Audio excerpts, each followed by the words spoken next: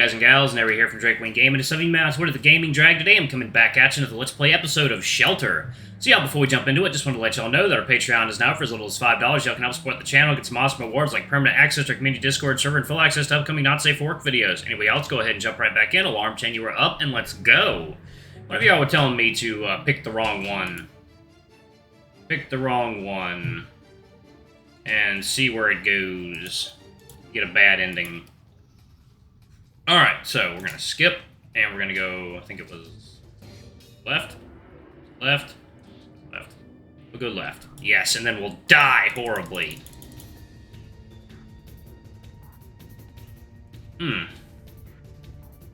Simple getting me open with bare hands. Let's see. I managed to flee to safety. I hear the thrashing. Eventually, I feel the world. Oh, 1 second. Did I not? We'll go right. Okay, this seems to be the correct turn. I remember going that way at the junction. I hurry up on the dog and push us forward with all the strength we have left. I can hear the monster approaching. We don't have a single second to waste. Can't wait to see the look on the bastard's face and I return with his friend safely. He must be so worried. Curled up in his little hiding spot like a coward. That's okay. That's totally justified. The more our dogs are kept far away from harm's way, the better. What is that? A locked gate? I don't remember it being locked here. I didn't take a wrong turn, right? What is going on? Quick, grab and pull. We have to... Shit! And he died. The end. Direction. The Barkest Corner? Ah! Who dares approach me in this darkness? Oh, it's just you. Did you screw up and need guidance? Or was your curiosity proven stronger than your compassion? Whatever the case may be, welcome to the Barkest Corner, the place between the canon and the meta. Don't take anything in this place too seriously. There is no deeper meaning to what happens here, just a bit extra filler for the completionists. Somehow I feel that we are going to meet here many times. That's not completely a bad thing, though. Sometimes you may even unlock something special by coming here. Oh, plus 2 save slots unlocked. So, with the introductions out of the way... So, 5 directions were too many for you to memorize, huh? No, I'm sure I remembered right. I don't know what happened. I do know. You took a wrong turn. No, I tell you that was the correct way. It must be some weird mistake, not my fault. Nuh-uh. Tell me, which eye do I wear my eye patch on right now? My right or your right? That's going to be on his right. Well, it's on your right eye, like usual. Yeah. But it's on your left side when you look at me, right? Yeah? Okay. Crap, I'm such a dumbass! Indeed, you are. Just like when you look at me, and my right eye appears on the left side of your vision. When you take a turn right when traveling one way, you have to go left on your trip back to reach the same place. I know, I'm not a toddler. Ah! Damn, I'm so embarrassed. I'm actually glad I died. Nobody gets to see how stupid I was. Yay! Unlock save slots. Maybe. There we go. Alright, 1 second, y'all. Water time.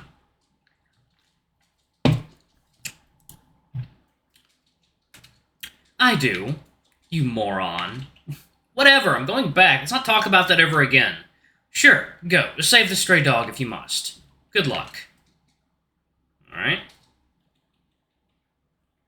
Just don't get lost in the menus. Shut up! Oh. Okay. There's still more to click bark to return. Series figure, Barkest Corner. Decide not to participate in Skies Ablaze. Use the Barkest Corner option.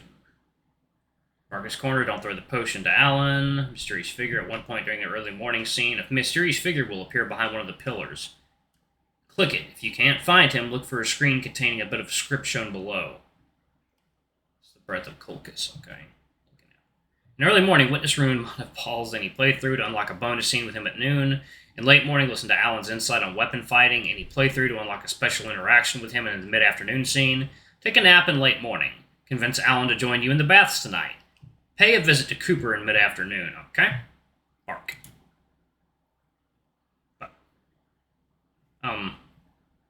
No. What? What? No. What the fuck? There's more to see. Click bark to return. Yeah, what the fuck am I supposed to do here? Locations, items, oh. Okay. Bark. Okay, I barked. Alright. Okay. And to the left. Okay. All left-hand turns. We went back through the long-winded corridor, leaving the thrashing monster behind us. For a moment, I wondered why the dog chose that particular dead end to run into. Maybe he didn't know that the gate was something none of us have been able to open yet. When shelter is online, and he's even protected by a force field, completely untouchable. But it wasn't this time. With shelter down, the force field was disabled as well, and now I finally realize there's a draft coming from that direction. Was the gate actually jarred open? I was too focused on fighting to look there. If it was, then who opened it? The Great Pyrenees? No, he didn't have enough time or the necessary tools. It's not just a simple gate that can be opened with bare hands. What could be on the other side? Is it still going to be open tomorrow for us to see? Every time we access a new sector and shelter, it brings us a new unthinkable miracle. We'll see tomorrow. So many questions. Anyhow, water time.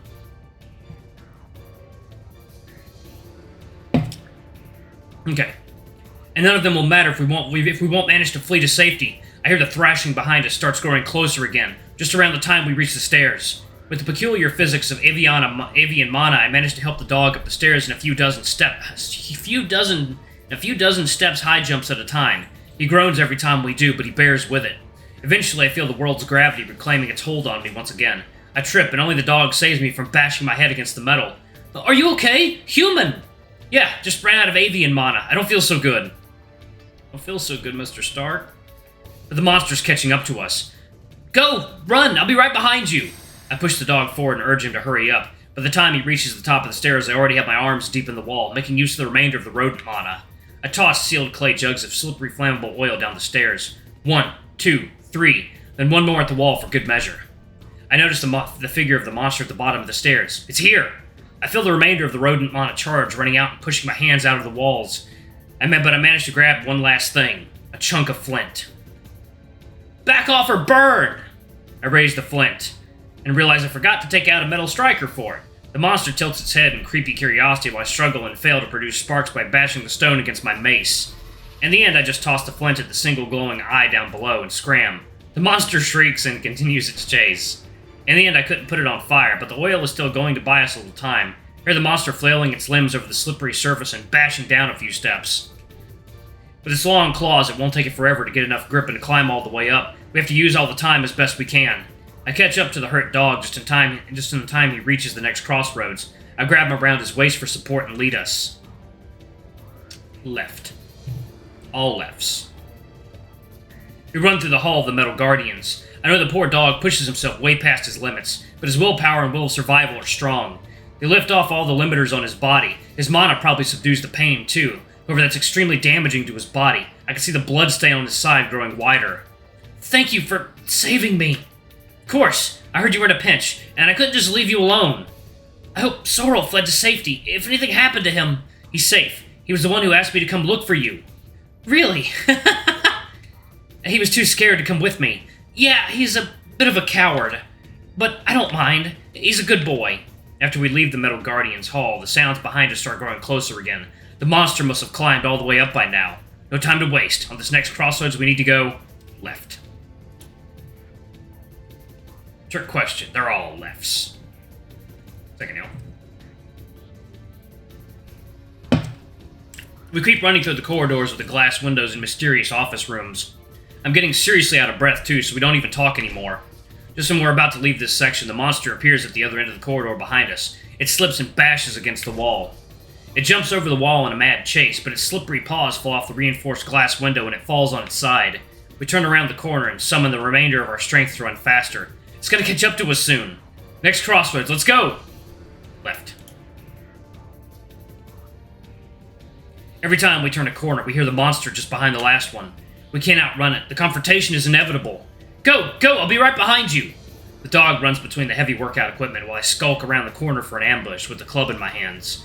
No more than a few seconds pass before I can feel the floor trembling with the monster's steps. I let out a furious battle shout as I swing my spiky, bony mace. Right into the monster's other eye. Yes! However, I can't avoid one of the monster's shoulders, thrashing in pain, and I'm bashed into the wall so hard I lose my breath. The mace handle slips off my hands. But it doesn't matter. It's stuck in the monster's eye socket, blinding the damn creature. Now I only need to... Crap! Absorb and instantly burn the freshly released charge with avian mana as I jump away before the monster can swipe my face off with its claws. How can I still aim so well? By smell? No, I can see a bright glint in its other socket. The eye I destroyed earlier is regenerating already. It's too fast. No, I can see a bright... other socket. Okay, I already did that. Okay. But of course! After all, I felt a charge of Saurian mana released downstairs. If it has a Saurian nature, then of course it can heal its own wounds. In that case, I have to wound it well enough to buy us enough time to escape. We're almost out, just a little further. I roll between the heavy workout machines, and the monster's jaw snaps at the spot I was at just a fraction of a second ago. The beast chases me, knocking down weights at heavy metal seats with the loudness of a crashing building, as I keep jumping away in my avian anti-gravity state, until I trip and bash against a stand with steel barbell plates. I hiss in pain when one of the bigger ones tips over and hits me in the shoulder, and the monster... It jumps over the last machines, dividing me from it, and opens its maw to finally take a bite of me. My coat rips and my side burns from its piercing, sharp little teeth. But just before it can actually close its jaws on me, I jump up with all the strength in my legs, all the way up to the ceiling. With 2 steel barbell plates in my hands, 35 kilograms each. Shouting like a maniac, I jump down from the ceiling for extra momentum, and toss the plates at the monster's neck and shoulder, just in time for the world's gravity to kick into them before they hit. Bones crack, and the beast shrieks outdoes my own shout. I quickly grab and reclaim my bone club, then I make a long, stylish backflip retreat towards the corridors. However, I start feeling disoriented and sick right before I land. I fall and skid over the smooth floor and hit my back against the wall. Crap! I've been using too much foreign mana's racial abilities one after another. My sides hurt from the monster's wound. If I can't keep it together, it's gonna get nasty. Hold on! Hold on! Hold...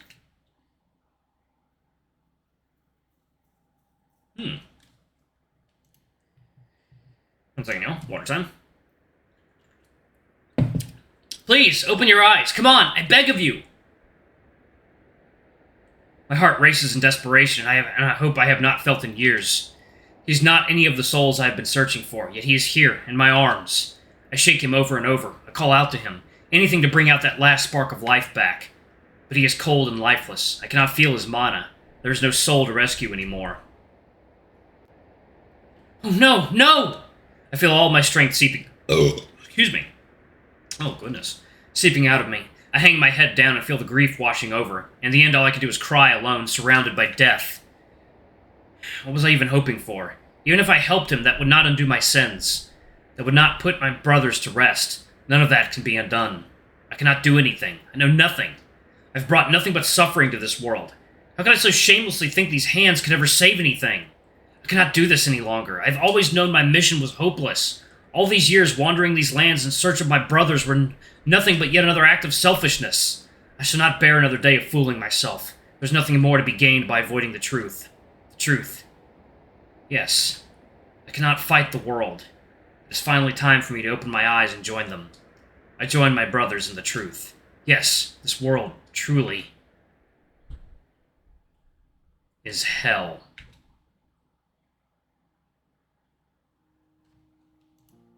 Save yet? No, I can't. Okay, damn. Hey, hey. What is this? Is something touching my face? Oh, yeah. I look at the face of the person in my arms. He looks back at me. Those beautiful eyes. Burry, right? He's alive. He tries to say something. Yes, please, speak to me. Do not fall asleep. I turn and run through the snow as fast as I possibly can, like if a whole pack of monsters chased my tail. My heart beats so hard I can almost hear it. I cannot believe this. How can he still be alive? I have a shelter nearby with fire and food. Just hold on a little longer and we'll get there. Then I finally see it. It is true I cannot feel any familiar mana activity. But there is definitely something within him. It is not one of the 6. He is something entirely different. Not a monster either. He's a miracle. Thank you for being alive. It was correct. I indeed truly know nothing. This may very well be the single most important discovery of my whole life. But no, he's not a specimen. I'm not going to desecrate yet another soul in pursuit of vain knowledge. No more. I do not care who you are or where you came from. I swear to you that I will not let your heart cease its beating any sooner than mine does. Yes, I've already forsaken my soul. Whatever happens next, the end of my own road inevitably comes afterwards. If this one single soul can still be saved, I will. If there's still more to the truth of this world, I will. And let me selfishly do something good for once in my damn life.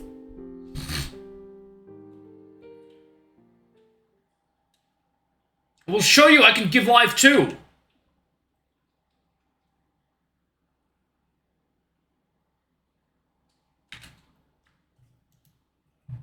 Who am I? What was that? I see. Is that what I've been hearing about skies ablaze all this time? Seeing other people's memories like my own? That's... wow. So, you know.